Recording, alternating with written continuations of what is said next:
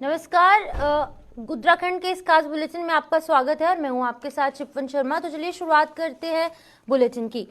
मुख्यमंत्री पुष्कर सिंह धामी के आज काशीपुर आगमन पर जिला प्रशासन पूरी तरीके से सतर्क नजर आ रहा है, जहां पर प्रशासन ने रामनगर रोड स्थित होटल अनन्या में बारीकी से निरीक्षण किया। बताते चले कि मुख्यमंत्री पुष्कर सिंह धामी का काशीपुर में 2 प्रोग्राम प्रस्तावित है, जिसमें से पहले प्रोग्राम भारत रत्न पंडित अटल बिहारी वाजपेयी के जन्मदिवस पर पार्क का शुभारंभ और मूर्ति का अनावरण है, जबकि दूसरा प्रोग्राम शाम 4 बजे होटल अनन्या में व्यापार मंडल के पदाधिकारी का शपथ ग्रहण समारोह प्रस्तावित है। दोनों प्रोग्राम को लेकर यहां का प्रशासन पूरी तरीके से अलर्ट नजर आ रहा है। वहीं जिलाधिकारी उदयराज सिंह नगर निगम कार्यालय पहुंचे और निगम द्वारा संचालित कार्यों का निरीक्षण किया।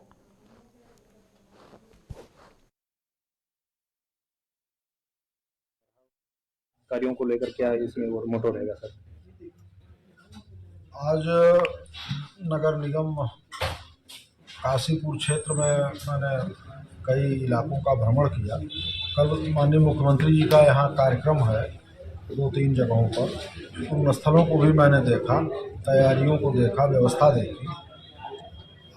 आज नगर निगम में मैं आया हूँ और यहाँ जो सबसे पहली चीज़ तो ये जान लीजिए कि नगर निगम में जो एग्जीक्यूशन का काम है, जो कार्य कराए जाते हैं डेली बेस पर या नियमित रूप से भी, वो देखना नगर आयुक्त का काम होता है। प्रशासक का काम जो होता है वो नीतिगत निर्णय लेना, आवश्यक जो बहुत ज़रूरी है, जहाँ पर कि बोर्ड जैसा चाहता है उस तरह के निर्णय लेने की ज़रूरत है, वहाँ प्रशासक की जिम्मेदारी होती है। रूटीन के कार्यों में प्रशासक का दखल नहीं होना चाहिए। और मैंने नगर आयुक्त जो यहाँ के हैं उनको ये बता दिया था कि जो सफाई व्यवस्था है, शहर की लाइट व्यवस्था है, वसूली है और भी जो काम नगर निगम के हैं, उन जिम्मेदारियों को आपकी जो व्यवस्था है उसके हिसाब से ठीक करिए। चाहे वो निर्माण कार्यों की देख रेख हो, सॉलिड वेस्ट मैनेजमेंट के प्रबंधन की बात हो, बहुत बड़ा एस्पेक्ट है नगर निगम का। शहरी जीवन, शहरी लोगों से जुड़ा हुआ होने के कारण जिम्मेदारियां भी बहुत हैं। और मेरा प्रयास ये है कि जो हमारे पास संसाधन हैं, उन संसाधनों का जनता के हित में बेहतर उपयोग हो सके, ये व्यवस्था बनाने का मैंने निर्देश दिया है और उसके लिए मैंने इनसे प्लान भी मांगा है। बाकी जो नियमित बोर्ड के काम थे, जो काम चल रहे हैं वो काम चलें, और आगे जो अति आवश्यक काम होंगे और अगर बजट है तो वो भी नगर निगम करेगा। तो काम में उस तरह की कोई बाधा और रुकावट नहीं होगी। हाँ, इतना ज़रूर फर्क पड़ेगा कि कुछ चीज़ें ऐसी होती हैं जो नियमित बोर्ड अगर कोई निर्णय ले तो बेटर रहेगा। बाकी जो रूटीन के काम है, जनहित से जुड़े काम है, उनमें कोई दिक्कत नहीं होगी। हमारी ये नगर निगम से हमेशा अपेक्षा रहेगी कि सफाई की व्यवस्था को विशेष रूप से प्रथम वरीयता दें। लोगों को जो भी शहर में स्ट्रीट लाइट्स की बात है उसको देखें। शहर में जहाँ पर भी कहीं ऐसी नालियाँ हैं, नाले हैं जिनकी वजह से पानी का वाटर लॉगिंग होती है, दूषित पानी बहता है, उनको ड्रेन के माध्यम से सही जगह तक ले जाएं, पहुंचाएं। ये सब काम नगर निगम का है और उसको देखना जिम्मेदारी भी है।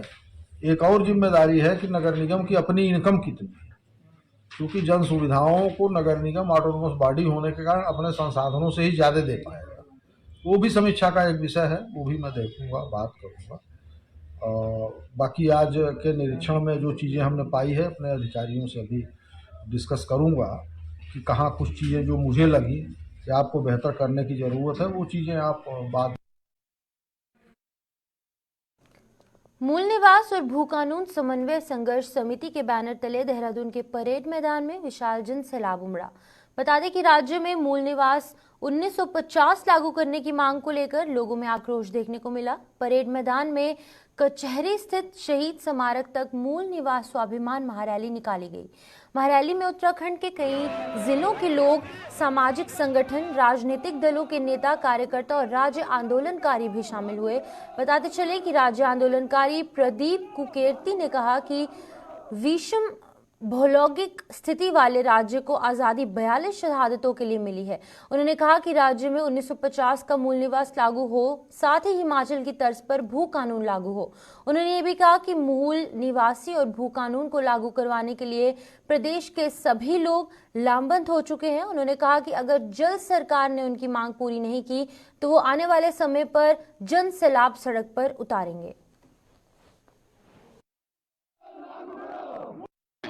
हम लोग विषम परिस्थितियों सीमांत प्रदेश के लोग हैं। 42 से ऊपर शहादत देने के बाद इस राज्य की परिकल्पना पूरी हुई है और लगातार जिस प्रकार से राज्य आंदोलनकारियों ने जिस प्रकार को आवाज को उठाया था, आज पुनः इस बात की पुष्टि हो चुकी है। जनता की समझ में आया, नौनियालों की समझ में आया और ये लाम मंदी दोबारा हुई है। ये वही स्थान है जहां से पृथक उत्तराखंड राज्य आंदोलन के लिए 1.25 लाख की रैली निकली थी। एक मुहाना यहाँ था, एक अगला मुहाना आगे था। तो ये एक लामबंदी हो चुकी है और माननीय मुख्यमंत्री सरकार इस बात को मान चुकी है कि मूल निवास जो था वो बना हुआ था, बनता था, अब उनको उस दिशा में कार्य करने की आवश्यकता है। अगर उसमें इहापो की स्थिति करी गई, गुमराही करी गई, तो निश्चित रूप में एक बहुत बड़ा मूवमेंट का आगाज हो चुका है। सशक्त भू कानून हमारे को सख्त चाहिए, जो हिमालय तर्ज पे तमाम प्रदेशों के अंदर अपनी सब नीतियां बनी हुई है, उसी पैटर्न पे 371 के पैटर्न पे हमारे को यहाँ काम करने की आवश्यकता है, ताकि हमारे छोटे छोटे चाहे वो ठेकेदार हो, रोजगार हो, समुद्र हो, तमाम चीजों को लेकर व्यवस्थाएं बनानी होंगी। अन्यथा ये दोबारा फिर जो है पृथक नया उत्तराखंड राज्य की मांग हो जाएगी। हम ये चाहते हैं कि जब जिस प्रकार से सरकार जिस दिशा में काम करना चाह रही है उसमें हम लोगों को सहमति लेके जो सुझाव दिए गए थे उसमें सही तरीके से डायलॉग करके ईमानदारी से उसको ट्रांसपेरेंसी के साथ लागू करें और वो मूल निवास तमाम चीजों की व्यवस्था उन्हें बनानी होगी, अन्यथा एक बड़ा आगाज होने जा रहा है। देखिए, जिस प्रकार से सत्ता ने और सरकारों ने कहीं ना कहीं जो उत्तराखंड के मूल मुद्दे थे उनको सत्ता के दलदल के नीचे दबाने का काम किया, जिसमें हमारी जो मांग थी मूल निवास वाली वो दब गई। आज एक लोगों में जन जागृति उत्तराखंड के लोगों में आई है। उत्तराखंड का युवा, बच्चा, बूढ़ा, महिलाएं सब आज सड़कों पर हैं और कहीं ना कहीं ये कहा जा सकता है कि सरकार को अब इस मांग को पूरा करना पड़ेगा, मूल निवास भी देना पड़ेगा और कहीं ना कहीं भू कानून की जो मांग है उसको भी पूरा करना पड़ेगा।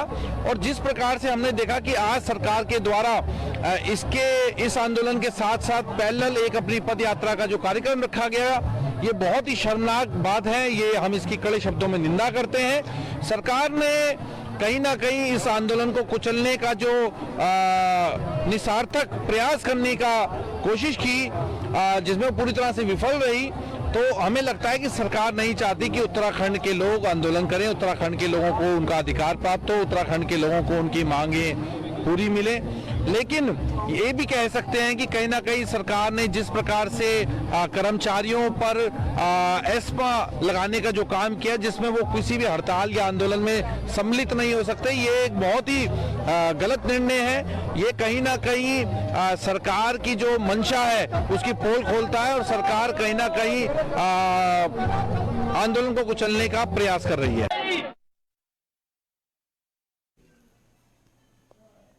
कांग्रेस के वरिष्ठ उपाध्यक्ष सूर्यकांत धस्माना ने भू कानून को लेकर भाजपा सरकार पर निशाना साधा।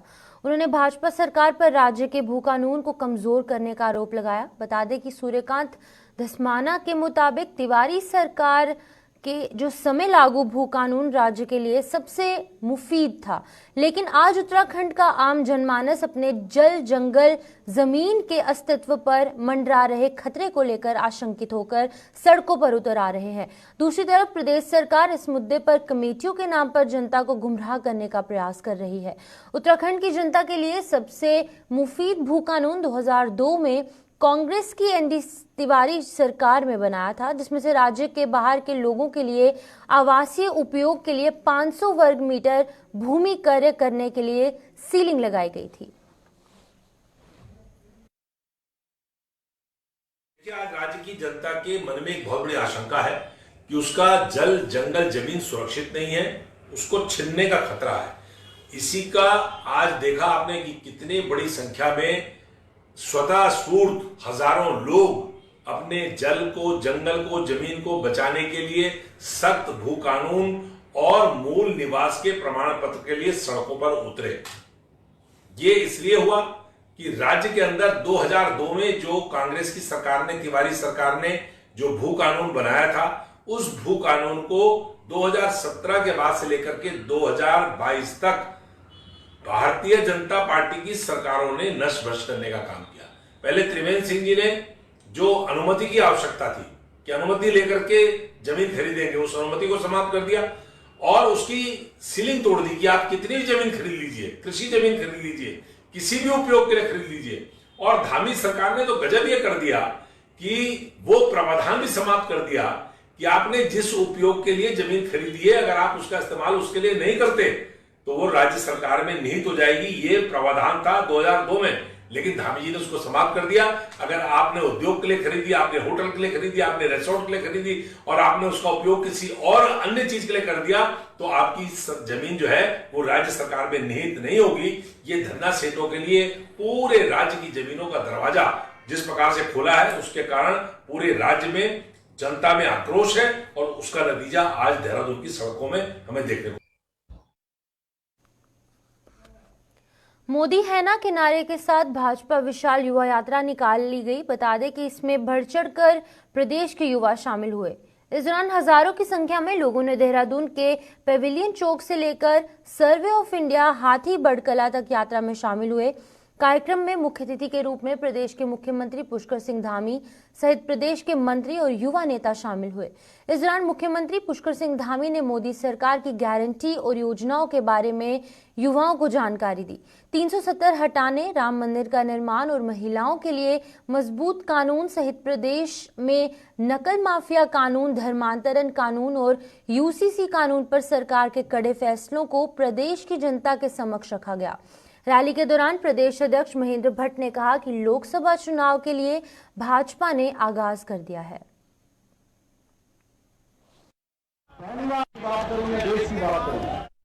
इसलिए चाहे गठबंधन करो, चाहे आप जब दल समाप्त होते तो फिर वो संघर्ष समिति का सहारा लेते हैं। इन सारों के हौसले यहाँ का युवा, यहाँ की महिला, यहाँ का मजदूर सारा भारतीय जनता पार्टी साथ है। इसका प्रथम स्वरूप आज हमने दिखाया है। एक रैली हो रही है, सबसे सख्त नकल कानून बनाया क्योंकि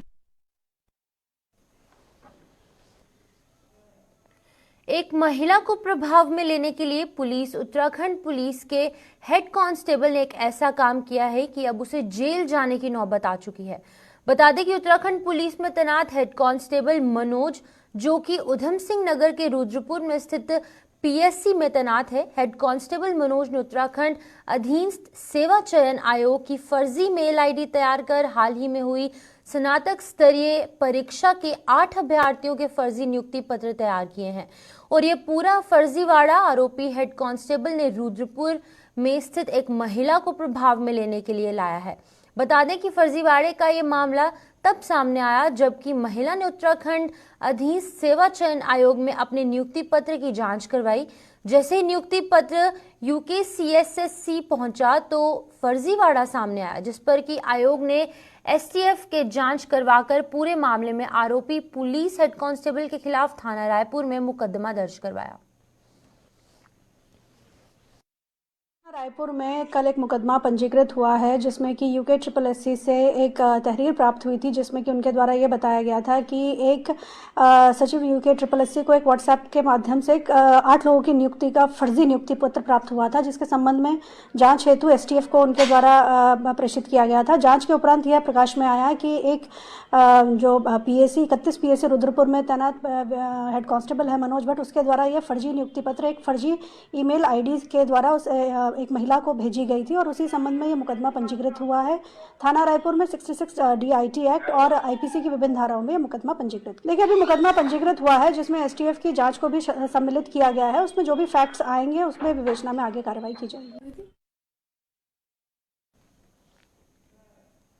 देहरादून में कुछ समय पूर्व व्यापक स्तर पर जिला प्रशासन द्वारा अभियान चलाकर शराब की ओवर रेटिंग को रोका गया था, लेकिन एक बार फिर शराब के ठेकों में ओवर रेटिंग कर सरकार और आम जनमानस को चूना लगाने का काम किया जा रहा है।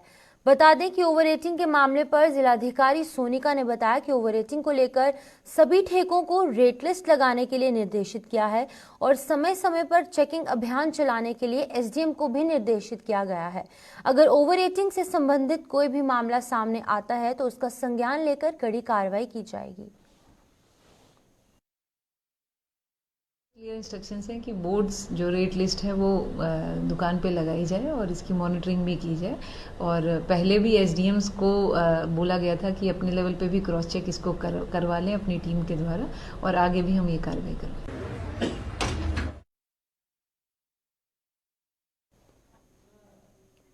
काशीपुर में स्थित रेयान इंटरनेशनल स्कूल का वार्षिकोत्सव सांस्कृतिक कार्यक्रम आयोजित किया गया। इस दौरान स्कूल में विज्ञान और कला प्रदर्शनी का आयोजन किया गया।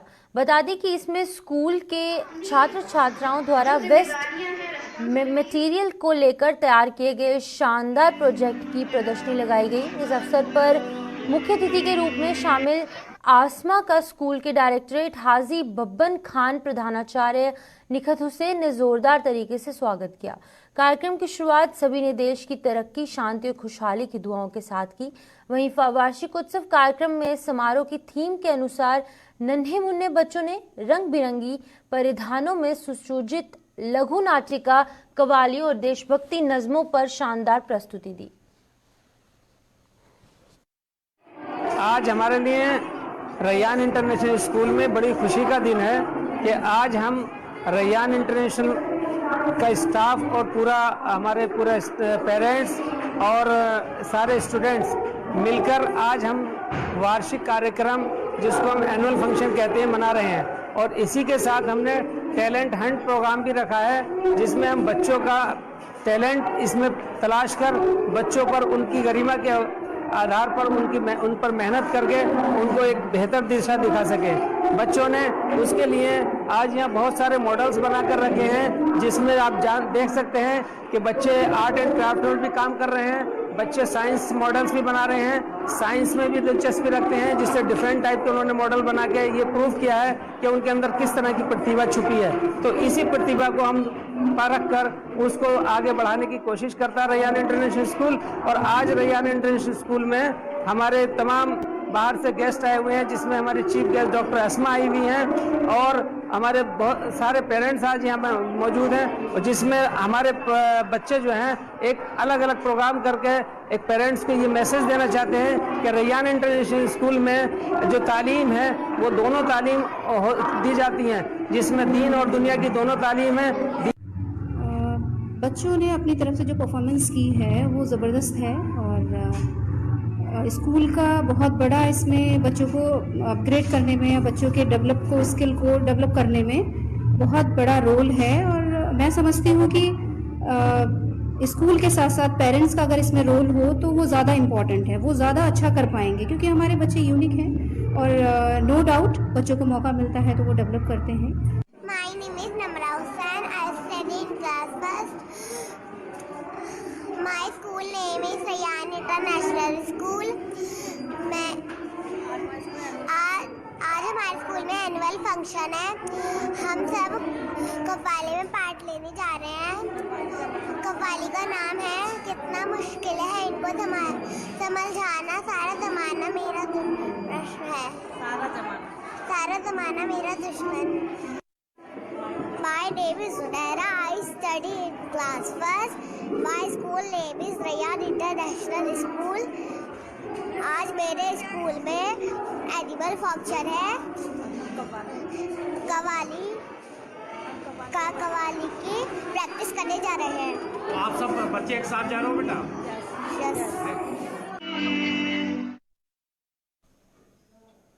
राष्ट्रीय स्वयंसेवक संघ के तत्वावधान में पूरे देश में निकाली जा रही अक्षत कलश यात्रा रामनगर पहुंची, जहां इस कलश यात्रा का नगर में कई स्थानों पर जोरदार स्वागत करने के साथ ही श्रद्धालुओं द्वारा पुष्प वर्षा भी की गई। इसी के साथ कलश यात्रा में शामिल भगवान राम के दरबार की भी श्रद्धालुओं द्वारा भव्य आरती की गई।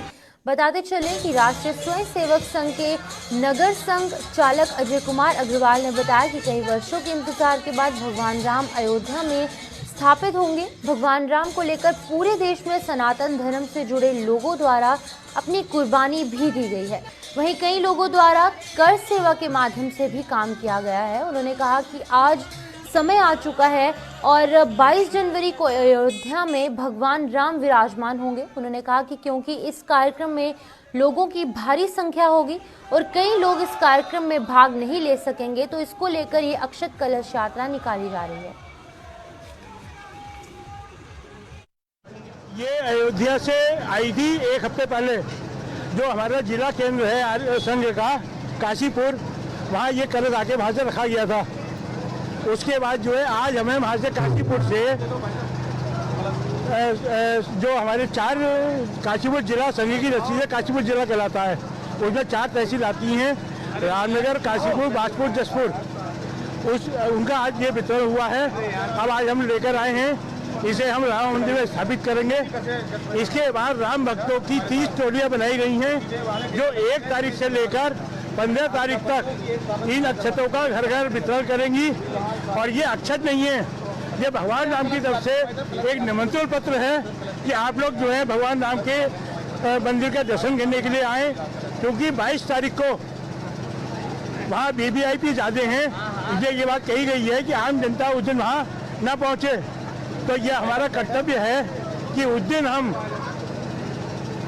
अपने अपने मोहल्ले के मंदिरों में जाकर और ये जो हमें अक्षत मिल रहे हैं, ये अक्षत हम भगवान राम के चरणों में समर्पित करें, अपनी हाजिरी लगाएं और उनसे निवेदन करें कि भगवान हम बहुत जल्दी आपके दर्शन करने के लिए अयोध्या में आएं।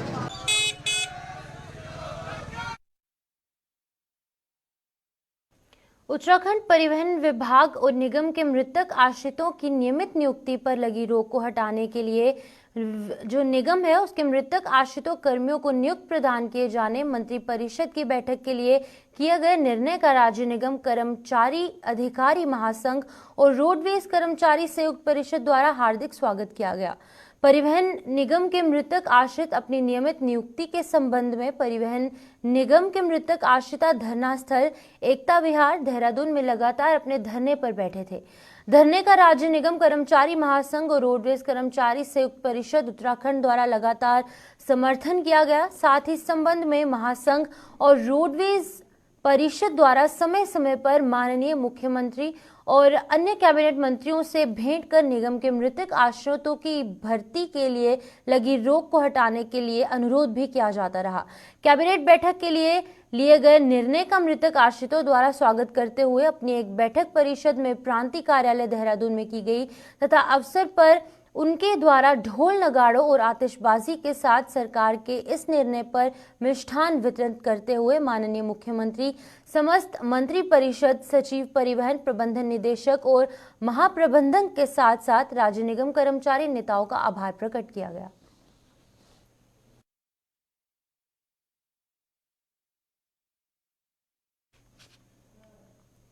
तो चलिए उत्तराखंड के इस खास बुलेटिन में इतना ही। मुझे दीजिए इजाजत। नमस्कार।